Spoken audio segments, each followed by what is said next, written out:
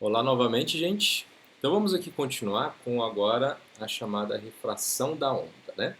Que nem vocês já observaram aqui quando eu estava explicando, né?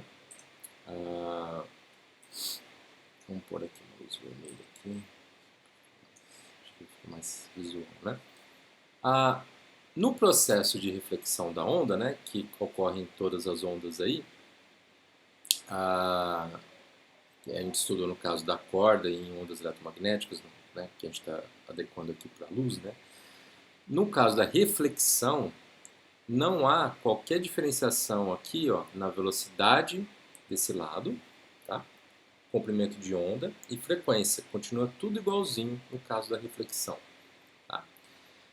Isso foi a definição que a gente acabou de verificar ali no vídeo anterior.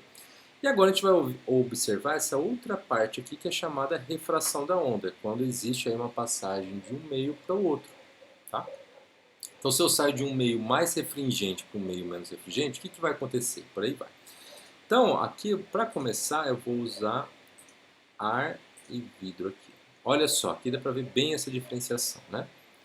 A velocidade aqui está uma, a frequência, ó, crista vale. A frequência, o ciclo, o comprimento de onda aqui é um e aqui é outro, tá? Tá totalmente diferente aqui, tá? O que está acontecendo quando né, ocorre esse fenômeno aqui? É o chamado de difração. A luz ela sofre uma perda de velocidade. Lembra quando ela passa de um meio com maior índice de refração para um meio de menor para um de maior índice de refração, ela sofre um problema com a velocidade dela aí. E isso a gente pode ver também, fazer uma analogia com ondas em cordas. Como que a gente faria essa analogia, né? Vamos ver o caso B aqui primeiro, que é o caso que eu acabei de deixar ali, fica mais fácil, né? Vamos supor que eu pegue aqui um barbante, tá? E aqui eu pegue uma corda grossa, uma corda, por exemplo, que amarra caminhão, que amarra aí alguma coisa assim, né? Uma corda bem grossa. Aqui é um barbante. E eu colo uma na outra aqui, de forma que não se rompa. Quando eu pego e realizo um pulso aqui, essa onda ela vai, bate nessa fronteira aqui e parte da onda continua como se nada tivesse acontecido. Não muda não inverte o ciclo, não inverte nada aqui. O pulso, né? Não inverte a fase, não inverte nada. Que eles chamam de VT. Quando a onda bate aqui e vai para lá, gera-se também uma reflexão, que é o que está mostrando aqui. Ó. Toda onda, quando ela vai sofrer um processo de refração, ela tem também a onda refletida aqui. Tá?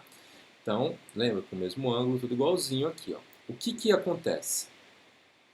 Essa onda refletida aqui, ela possui a mesma velocidade da onda aqui, ó, refletida, ela possui a mesma velocidade que a onda anterior. A única diferenciação aqui, se você separar, é na amplitude, que ali não dá para enxergar essa amplitude acontecendo. Né? Então a amplitude aqui ela diminui. A gente vai ver que a amplitude está relacionada também aí com a intensidade, a energia da onda. Né? Mas vamos deixar isso para daqui a pouquinho. Mas aí a amplitude que sofre essa variação. Mas a velocidade dela ó, continua igual ao que era antes. Só que aqui ocorreu o quê? Uma inversão de fase, que é o que a gente esperaria de uma onda refletida, que a gente acabou de explicar ali atrás, tá bom? Então isso é um processo de refração da onda numa corda, mas acontece também em qualquer onda, por exemplo, onda eletromagnética aqui, que a gente está tentando fazer essa analogia, né? E aí, o que acontece?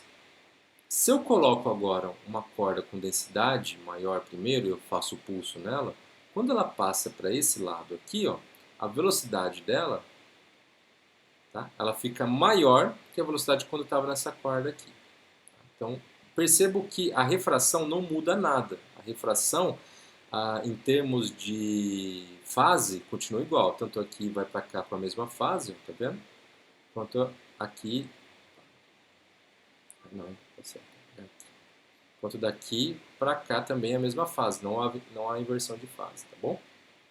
Mas quando ela bate aqui não, ela passa de um meio para o outro aqui, parte da onda continua como se nada tivesse acontecido e parte reflete.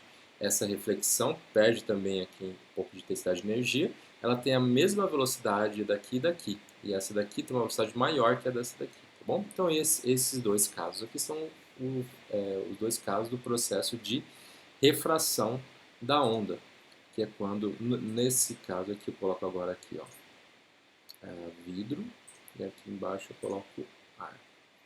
Tá vendo aqui que houve? Aqui não é para ver, mas aqui tá vendo uma diferenciação aí, tá? O combustível do professor é o cafezinho. Então tá vendo aqui uma refração, tá bom? Então, ó, tanto a refração aqui quanto a reflexão aqui, tá? Bom, isso é o processo tanto de reflexão quanto de refração da onda aí, totalmente explicado por esse meio. E uma última coisa que eu gostaria de falar, que está aqui também na apostila, é o chamado princípio de Huygens, tá? Huygens foi um daqueles caras que defendiam a propriedade ondulatória da onda, né? Da onda de luz, no caso ali, né? Que a luz seria uma onda e não partículas, né? Ele conseguiu várias coisas, mas ele não conseguiu explicar um fenômeno que é o chamado fenômeno de difração, que a gente vai ver logo em seguida. Aqui, né? O que o Huygens definiu? Ele definiu que quando há esse processo de refração da onda, quando ela passa de um meio para o outro aqui, né? Aqui a figura só. Quando a onda ela passa, que está vendo as frentes de ondas, igualzinho a gente acabou de ver aqui, né? A gente viu aqui, né? Mesma ideia aqui. Vem as frentes de onda, batem aqui numa... sofrem aqui uma certa dispersão aqui, como fala, uma refração, passa de um meio para o outro. E acontece o seguinte, se a gente pegar cada partícula que forma, que está na fronteira, né, que a gente chama de fronteira aqui, cada partícula, Huygens percebeu que funciona também como uma nova criadora de ondas. É como se fosse uma nova partícula ali criando ondas. Tá? Então, além dessa mudança aqui que a gente está vendo, né, de refração e tal, a gente vai ver também em cada partículazinha aqui uma nova fonte criadora de ondinhas ali nessa região. É que aqui não dá para ver, né? Nesse exemplo aqui não está mostrando isso acontecendo, mas em qualquer caso que você ataque que haja uma mudança de índice de refração ali, você vai observar esse fenômeno acontecendo aqui. Isso é importante. Eu estava tentando achar um videozinho para mostrar aqui, mas a maioria deles já faz analogia com refração da onda, né? Com quando você tem um obstáculo, quando você tem ali enfim, quando você já tem ali alguma coisa atrapalhando o movimento da onda, né? Chama fendas, né? Mas aqui dá para ver mais ou menos, olha lá. É que aqui tem uma fenda, mas vem a frente de onda, quando ela bate, tá vendo que tem aqui, ó, cada pontinho aqui tá formando outras abrindo também aqui, tá? Mas isso aqui é fenda, não é exatamente o que eu quero mostrar. Bom, isso já foi, vamos fazer ela parar, que ela deve estar cansada aqui, né? Deixa eu aqui. Isso é refração, então, da onda, e eu quero só também aproveitar aqui, né? Ele fala aqui, né? Então tem essas outras ondas aqui. A frequência delas, todas elas aqui, são iguais, né? Vai ter uma velocidade de 1, lambda 1, mas a frequência aqui altera o comprimento de onda e a direção de propagação, né? Olha lá. Ao serem atingidas pelas ondas, os pontos de fronteira passam a emitir ondas de mesma frequência que as ondas incidentes.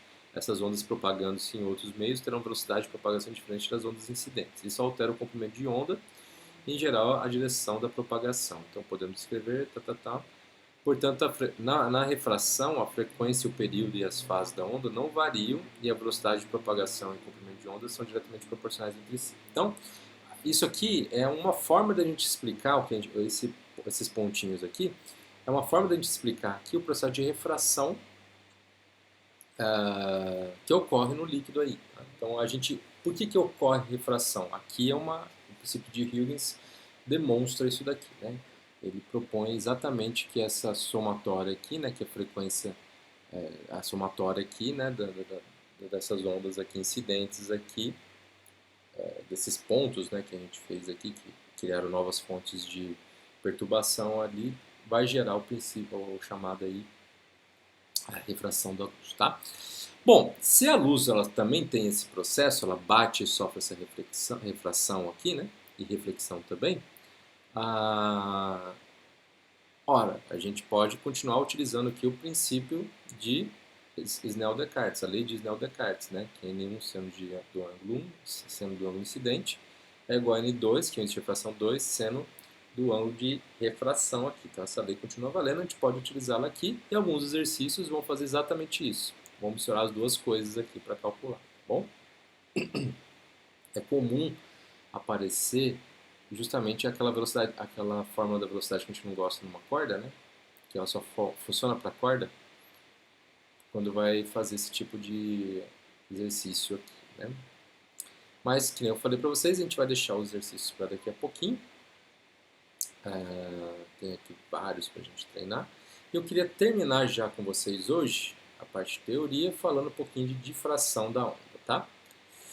O que é difração? Deixa eu...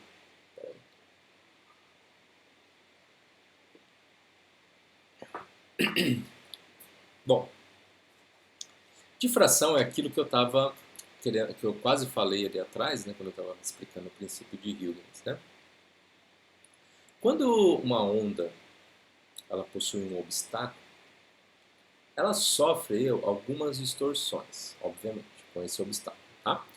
Se eu colocar, por exemplo, ó, onda na superfície da água, e eu coloco um buraquinho só aqui, olha o que vai acontecer. Tá vendo que a onda ela vem, ela bate aqui e cria, as frentes de ondas estão vindo, né? Ela bate nesse buraquinho e cria um novo padrão aqui, ó, que são essas ondas, né? Como se fosse uma nova fonte de onda. A frente de onda cria uma nova fonte de onda quando ela passa por um obstáculo aqui, tá bom? Esse fenômeno é chamado, né, ondas retas na superfície da água difratam na abertura e passam para pagar como ondas circulares. Isso é chamado de difração da onda, tá bom? Minha tese de mestrado foi nessa área de ondas. Uma outra classe de ondas que a gente não estuda aqui são chamadas ondas não difrativas, né? Entre aspas, porque elas acabam difratando também, mas até curtas distâncias não ocorre isso. E aí, ó, aqui explica que esse esquema aqui está mostrando o princípio de Huygens, tá? Acontecendo justamente quando tem aqui um obstáculo. Cria diversas novas fontes de ondas circulares aí que se propagam, né, pelo espaço aí bonitão, tá bom? E aí acontece o seguinte, o som também acontece isso, ó. Para que uma onda possa sofrer difração, as dimensões do objeto devem ser da mesma ordem de grandeza do comprimento de onda. Então tem uma situação aí clara onde que ocorre isso, né? É exatamente nessa condição que limita a difração da luz e facilita a difração do som. O comprimento de onda das radiações visíveis entre essas duas frequências aqui, valores bem menores que a maioria dos objetos à nossa volta. Para o som, o comprimento de onda na faixa de 16 milímetros a 16 metros, valores compatíveis com a grande maioria dos objetos que nos cercam. Está falando aqui os limites da onde ocorre a difração, porque não ocorre sempre em todas as situações aí, né? Então aqui a experiência realizada com a onda na superfície da água, revela claramente que à medida que a largura da fenda diminui, tá vendo? Tá diminuindo, revela que as fontes de ondas que transpõem a barreira ficam mais acentuadamente circulares, isto é, a difração aumenta. Quanto menor é a abertura, maior é a difração. Aqui está quase a mesma coisa. Ó. O processo, aqui já está bem menor e aqui já ocorre bastante. Bom, então esse é o fenômeno de difração. E um outro experimento incrível que foi feito, esse é um dos experimentos prediletos para mim na física, é uma experiência mostrando a difração da luz aqui, ó, nas bordas do material.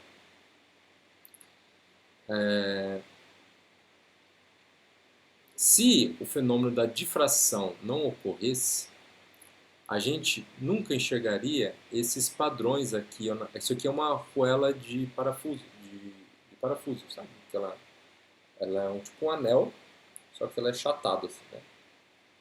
Joga uma luz ali, e aí você vai observar padrões aqui da luz, ó, em formato de onda.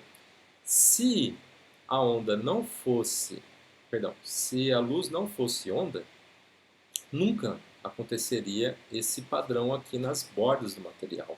Nunca aconteceria a difração da luz nas bordas do material, que é como se a luz ali, quando ela bate, a frente de onda está vindo, né? Aqui ela bate no material, só que aqui ela continua. Quando ela continua, é como se fosse a metade de uma borda ali acontecendo. Então a onda ali sofre uma distorção, e essa distorção é nítida sendo observada aqui nas bordas do material. Tá bom? Acabou o café, tá, gente? Não para com isso. Já está acabando a aula também. Bom, um outro ponto que eu gostaria de falar, e aí acabou mesmo a teoria toda dessa apostila, né? É o fenômeno da polarização da luz. Esse fenômeno ficou bem difundido pelos óculos 3D de cinema, né? Já existia uma época, né, que você ia no cinema e não tinha óculos 3D e o ingresso era bem mais barato, né? Hoje, né, para deixar bem caro o ingresso do cinema, eles colocam um 3D, você recebe aquele óculos, a imagem super escura, e quem usa óculos ainda fica com, né, sofre ainda mais ainda. Mas o que é, como funciona a imagem 3D? Por que a gente enxerga uma imagem que deveria ser em 2 dimensões em 3 dimensões, né? Então aqui é o fenômeno da polarização da luz, isso que explica. Isso também explica os óculos escuros, né? Por que um óculos escuro diminui ali, dá um certo alívio nos nossos olhos aí, né? É tudo polarização. O que acontece?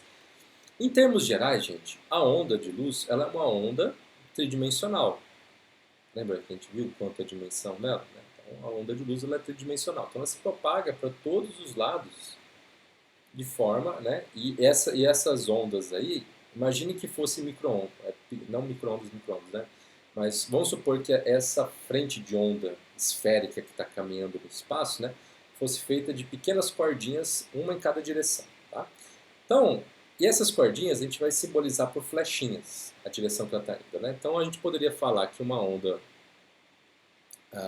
tridimensional seria como mais ou menos isso daqui, né? Várias cordinhas, várias ondinhas, cada vetorzinho desse simbolizando uma direção aqui para onde está indo os vetorzinhos de luz. Então indo para todos os lados aqui, tá bom? Tá. O que acontece? Se eu colocar, imagina que isso daqui fosse um objeto real mesmo. Tá? Então essas flechinhas todas eu construiria, faria elas de, vamos supor aí, né, madeira e tal, faria bonitinho ali. E aí eu vou colocar uma grade, tá? Quando eu coloco uma grade, e eu vou colocar uma grade desse jeito aqui, ó, que tem fendas na vertical. Quando esse objeto, vamos supor que eles conseguissem desencaixar todos. Tem aqui a grade e aqui está o objeto. Quando esse objeto bate nessa grade, quem que consegue passar aqui? Quem está ali bem bonitinho com o buraquinho, né? Quem bater no buraquinho na madeira aqui, não vai passar. Quem estava alinhado com o buraco aqui vai passar, concorda? E se eu fizer uma outra grade assim, ó, né, por ela agora ela deitada aqui, quem está deitado consegue passar. Quem não está deitado, tiver algum ângulo ali, já vai bater ali a flechinha e não vai conseguir passar. Tá bom? Essa grade aqui é chamada de polarizador. Então isso é um polarizador. Então é o primeiro ponto aí. Tá? Então, por que isso acontece? Porque como a luz ela é tridimensional, a gente consegue criar uma grade, que é esse polarizador, que permite a passagem de algumas direções da luz num sentido e na outra não. Ok? Então, quando eu faço isso, se eu colocasse agora aqui ó, uma grade desse jeito, a onda total bonitona aqui ia passar somente as verticais, tá? E, como só passou as verticais, quando ela chega nessa outra grade que só passaria horizontais, não tem mais horizontais para ela passar.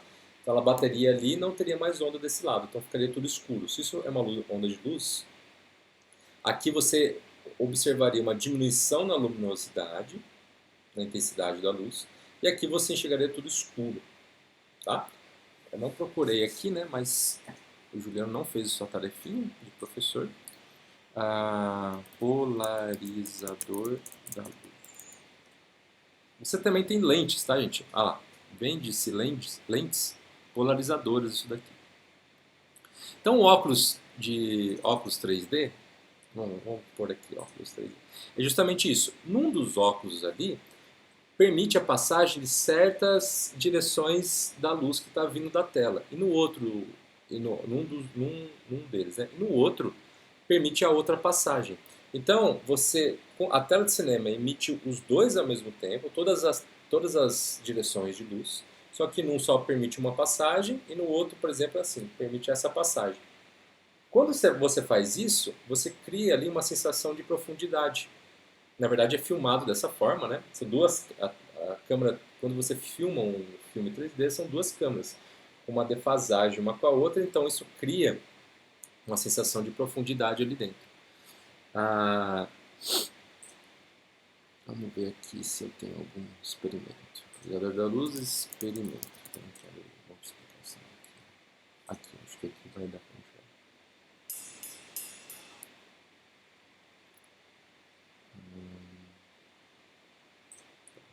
enxergar. Esse aqui é o cara que eu gosto. Professor aqui, muito bom. Olha lá, ó. Eu tenho um joinha. Então, ó, isso aqui, olha lá, são como se fossem essas grades aí, ó. Aqui atrás é luz. Quando ele alinha as grades aqui, ó, permite certas passagens de luz e certas passagens, certos vetores de luz aí não consegue passar, né?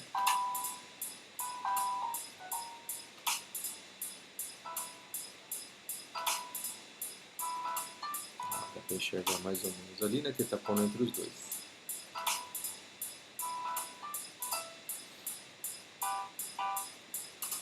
Então é aquele negócio. O de trás funciona, permite a passagem de alguns ângulos e o outro não. Então quando ele faz isso, ele, né, essas duas grades aí, elas barram totalmente a passagem de luz, né?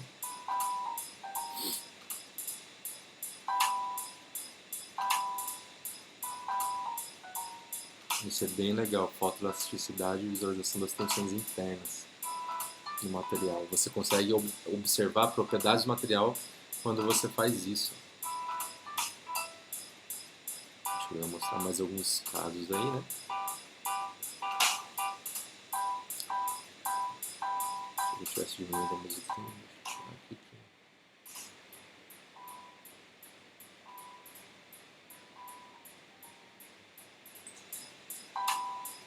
Bom, acho que aqui já... Bom, vou mostrar mais um, vamos ver. Material elástico, olha lá, é um material elástico, ele vai fazer esse mesmo movimento ali, olha lá. Você consegue ver a elasticidade e a tensão das forças, como elas se distribuem no material. Olha só como que é incrível esse fenômeno da polarização, né? Você consegue observar essas características.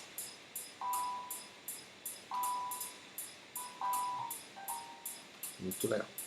Bom, vamos tirar essa musiquinha de elevador aqui. Então é isso. Deixa eu ver se tem mais alguma coisinha aqui que eu esqueci. Então isso daqui é uma coisa que eu não falei, né? Essas grades aqui, que são os polarizadores, né? Pode ser também Polaroid, tá? Daí vem o nome daquela marca, Polaroid. Você tem também, que eu mostrei para vocês, algumas lentes especiais, que é isso daqui, né? Para inibir o reflexo da luz em lugares. Então você vai trabalhar em estúdio, então você coloca uma lente especial na sua câmera aí para evitar isso daí. Por que fica escuro? Porque a intensidade do brilho obviamente diminui quando você assiste um filme 3D, né? Por aí vai, né? Então é mais ou menos essa ideia aí que eu queria passar para vocês da polarização. Ok? Qualquer dúvida aí, pode sempre me perguntar. Lembrando que no caso das ondas eletromagnéticas, eu vou aproveitar aqui, né? Elas possuem aí uma tridimensionalidade por conta do campo elétrico e do campo magnético que eu vou explicar lá na frente para vocês. Tá bom? Então, com isso daqui a gente está terminando aqui nosso estudo principal de ondas. A gente varreu aí todos os fenômenos principais de ondas. A partir da apostila que vem a gente vai estudar acústica, que é uma onda especial, então a gente não vai voltar agora em ondas eletromagnéticas. A gente só vai voltar nisso daí lá no finalzinho do terceiro ano, depois de magnetismo, quando eu explicar para vocês, dentro do eletromagnetismo, as ondas eletromagnéticas de novo, tá bom? Só que é com o olhar dessa nova teoria aí que eu vou propor, né, trazer para vocês aí. Bom, então aqui a gente finaliza e voltaremos quando a gente começar a apostila de acústica o mês que vem. Um abraço, gente.